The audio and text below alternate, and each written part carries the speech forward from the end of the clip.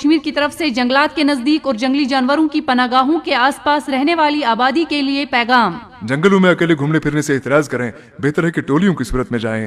جنگلی جانور بہت سے افراد کو ایک ساتھ دیکھ کر آگے آنے سے گریز کرتے ہیں۔ جنگل یا کھیت سے گزرتے وقت ہاتھ میں چھڑی ضرور رکھے۔ صبح اور شام کے وقت جنگل کی طرف نہ جائیں کیونکہ انہی اوقات پر ریچھ اور تیندوے زیادہ سرگرم ہوتے ہیں۔ جنگلی جانور نظر آنے پر نہ شور مچائے اور نہ ہی ان کا پیچھا کرنے کی کوشش کرے۔ مال مویشیوں کو چراگاہوں یا جنگلات میں لیتے وقت 2-4 افراد کو ان کی نگہداشت کے لیے رکھیں اور جنگلی جانوروں کے ممکنہ حملوں کے پیش نظر آواز پیدا کرنے والے آلات ساتھ رکھے۔ اپنے گھروں کے آس پاس کوڑا کرکٹ، کھانے پینے کی اشیاء کے باقیات اور گلے سڑے مواد جمع نہ ہونے دیں۔ جنگلی جانور ان کے لالچ میں آگے آ کر آپ کے لیے خطرہ بن سکتے ہیں۔ اپنے گھروں کے آس پاس روشنی کا بھی اچھا انتظام کرے۔ تیندوے، ریچھ یا کسی اور جنگلی جانور کو دیکھ کر نہ خوفزدہ ہوں اور نہ ہی شور مچائیں۔ آپ کے ایسا کرنے سے جنگلی جانور خود کو غیر محفوظ سمجھ کر حملہ کر سکتا ہے۔ ہدایات پر عمل کیجیے اور اپنے جان و مال کا تحفظ یقینی بنائیے۔